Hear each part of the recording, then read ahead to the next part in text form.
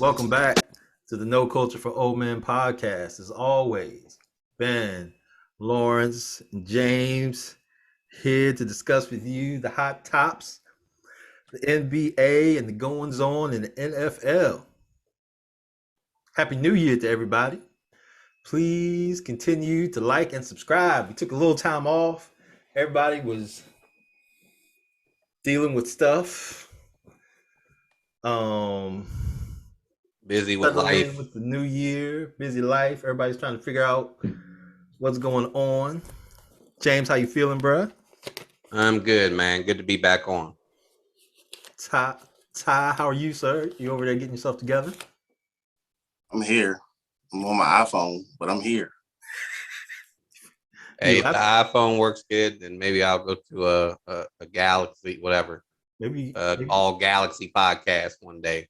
You gave your laptop COVID. Maybe you got arrested. My internet probably got this shit. I get a call. I got flu-rona.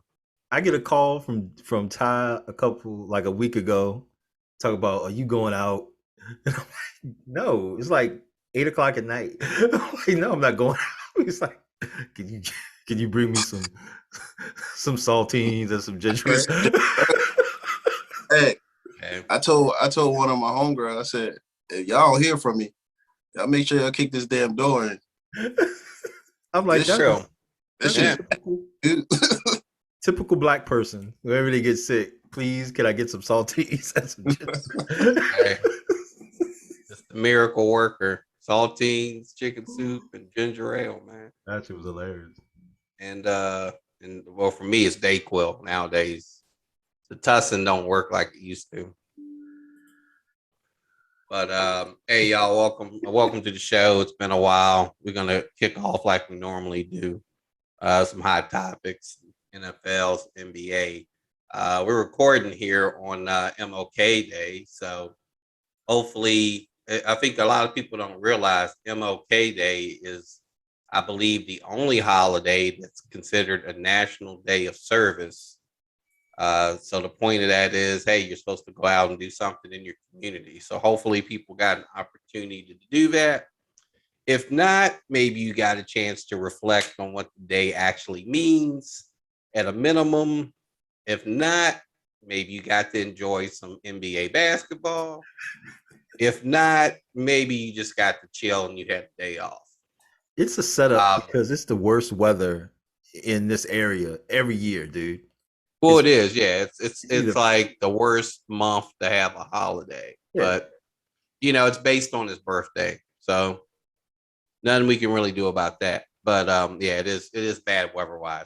It's like if you go out there and you want to go work on a home or something and feed the homeless and stuff, it's you really got to put some effort in to get out there and do it because it's cold.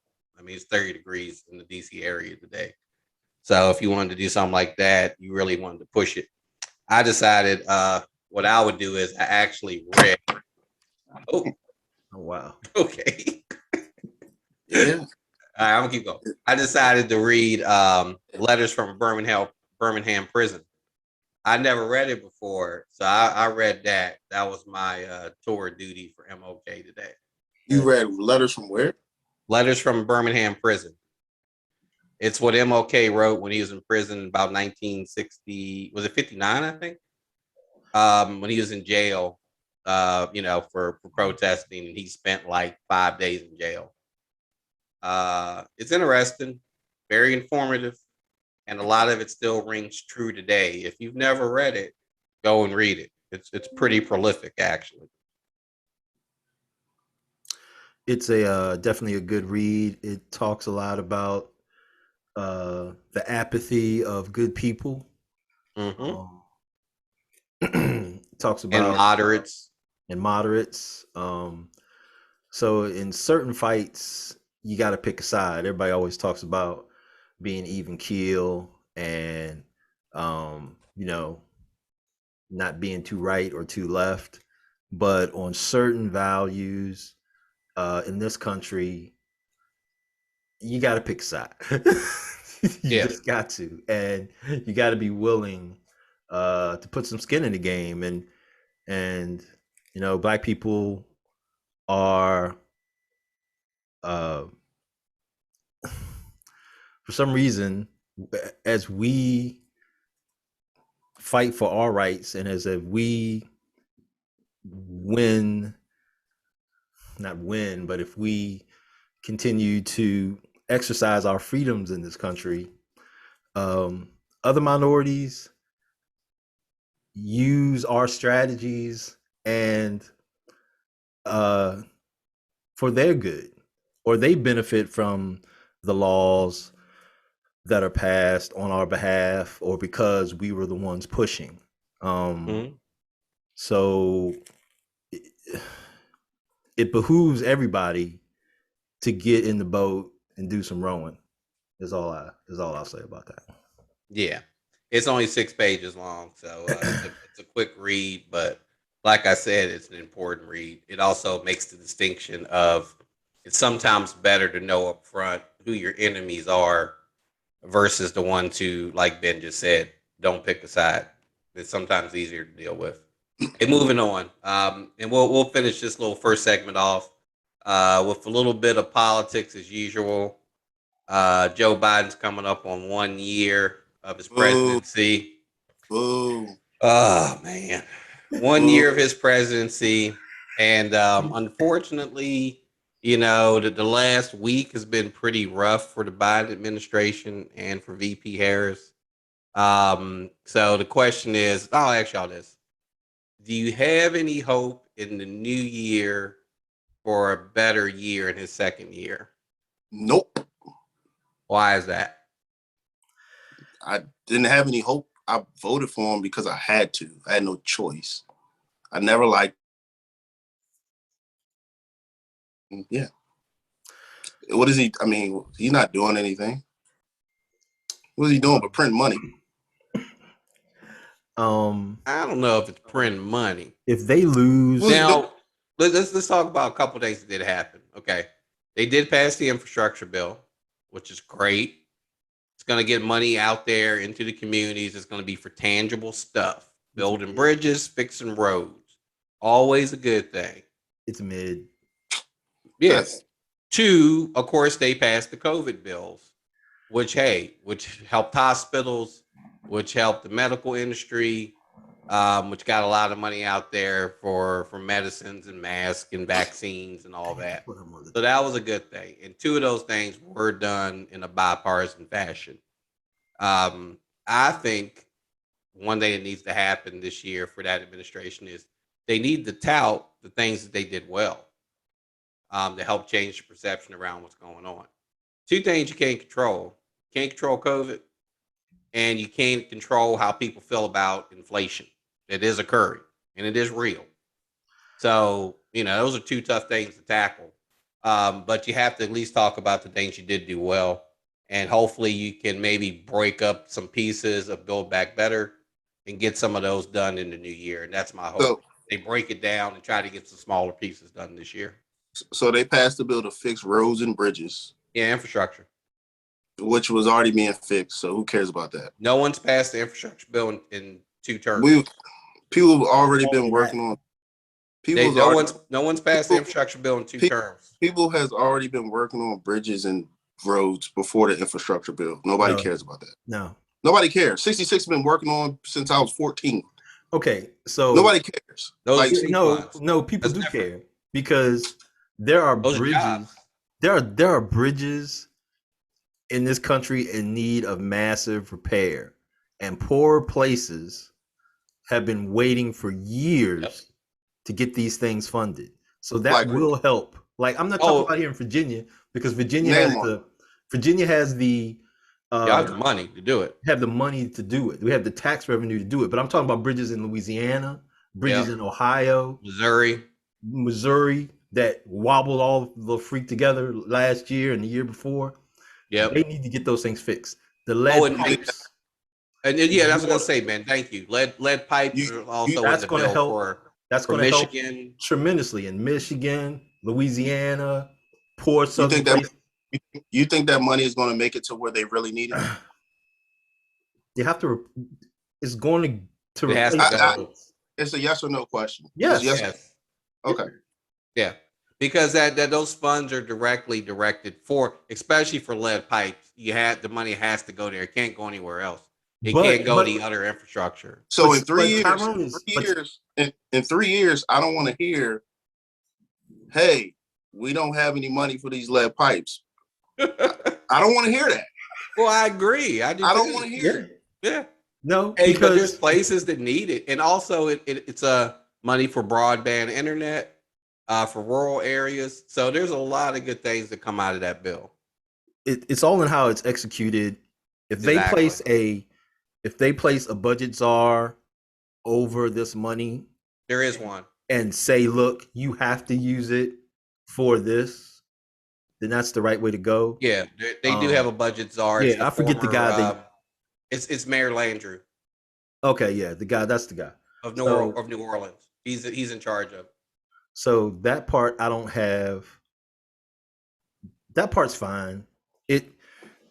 But it was full of kickbacks. It was still, even though that part is good, it was still full of kickbacks for companies and banks.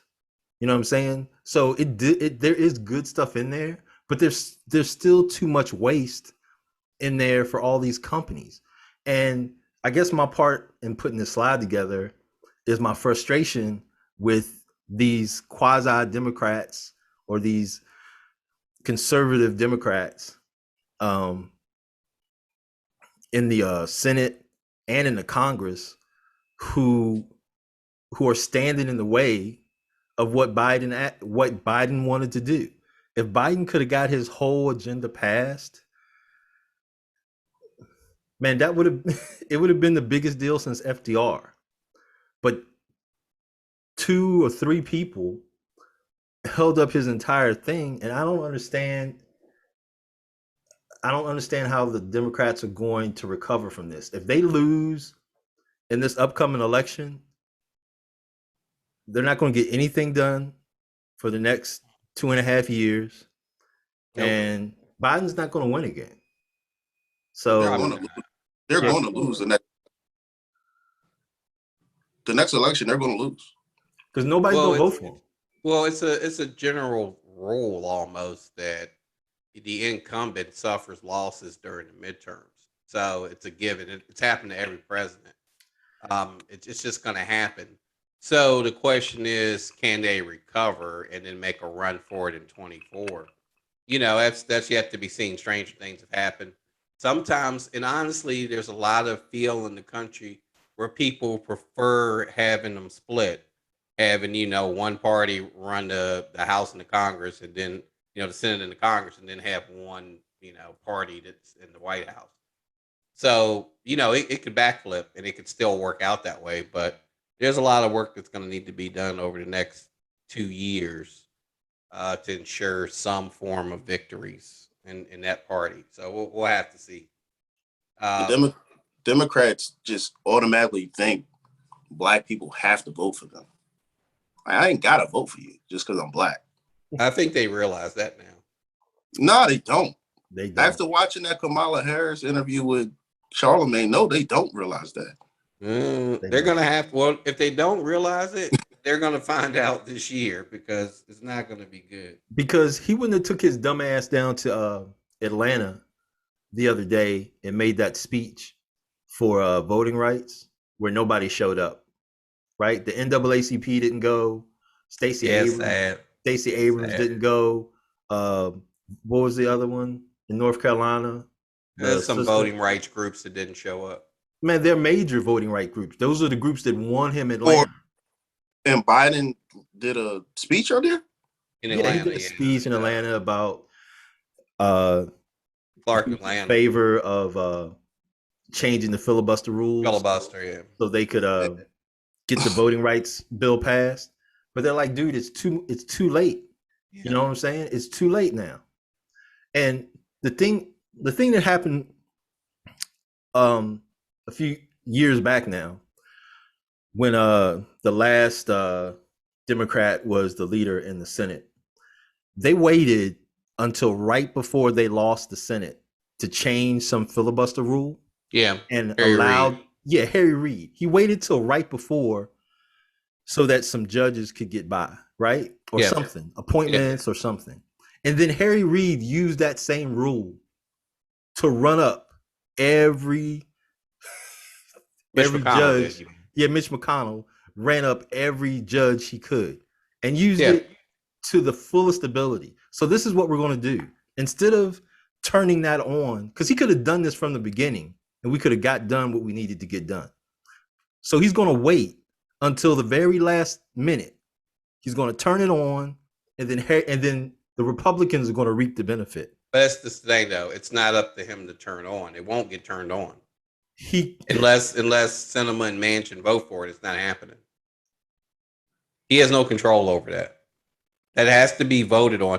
And this is also it has to be voted on, but they've done it twice. They did it. Yeah, but even if it's done as a carve out, they still have to get through. It's a lot of convoluted stuff they got to get through. There's still a rules committee that it has to get through, and that requires 60 votes. You're not even going to get 60 votes to get the rule moved, so you can actually even vote on it. And that's what people don't get. There's like two things you have to do before you can even vote on it. No. But that's not in all cases. So this last bill that the Congress sent over, if they send it over in a request or a letter form or something, they did do that. Yeah. Yeah, they don't need 60 votes for that.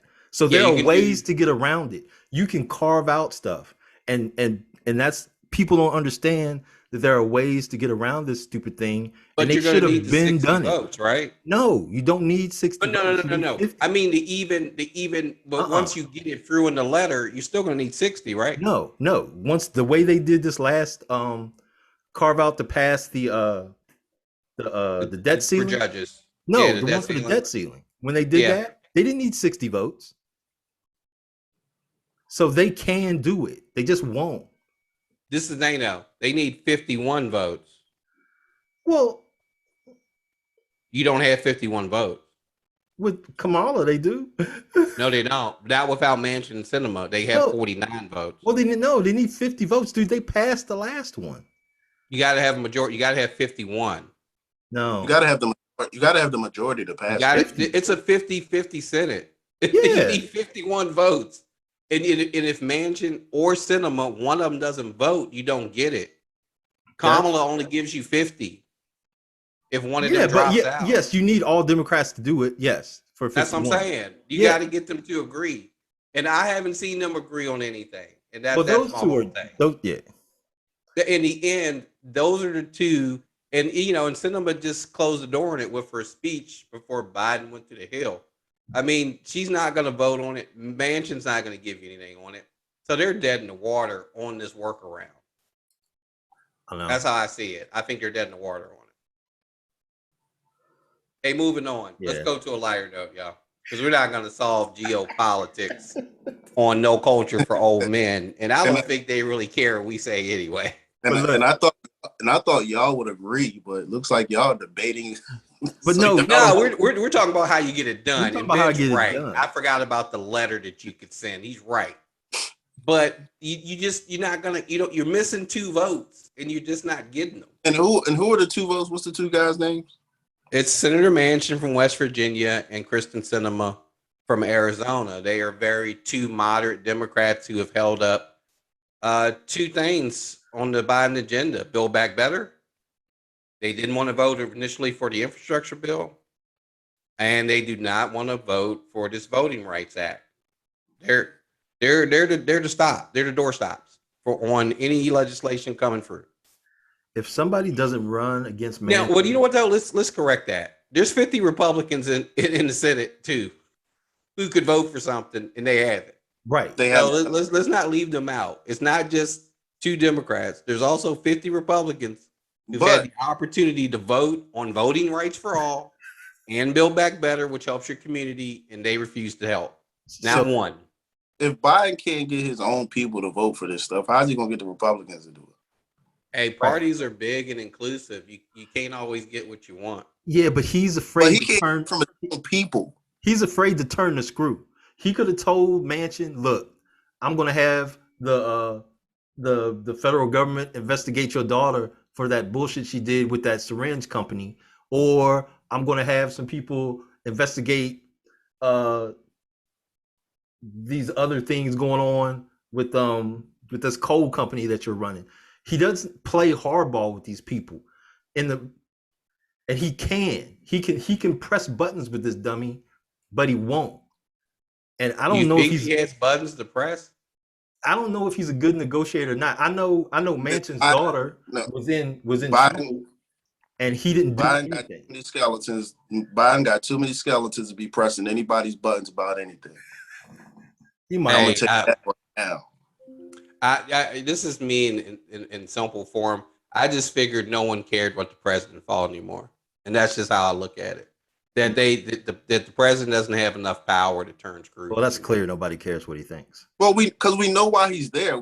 He's not there because he was the best candidate. He was there because nobody wanted Trump anymore. And unfortunately, senators and congressmen and women are more concerned about their reelection than actually doing what they need to do as a party. And I think that comes down to it. This is a question for another time. But if nobody listens to the president, why do people run for it? Why do people want that job if nobody listens? Well, obviously, there's not too many good candidates that want it. Look who's the president right now. So that'll tell you everything you need to know right there. There's still immense power in it, but I think it's waning at the moment, especially in this polarized country that we're in. But like I said, guys, let's move on to some lighter stuff, man. And we'll solve world issues later. We ain't even get into Russia and South Korea yet. We can't talk about them. Yeah, I mean, we ain't even. And there's a whole lot to discuss there. And we can talk about South Korea. We can talk about Russia too. Nope. Yeah, I mean, there's a lot. We have to say that for another show because that will still be going on 2 weeks from now.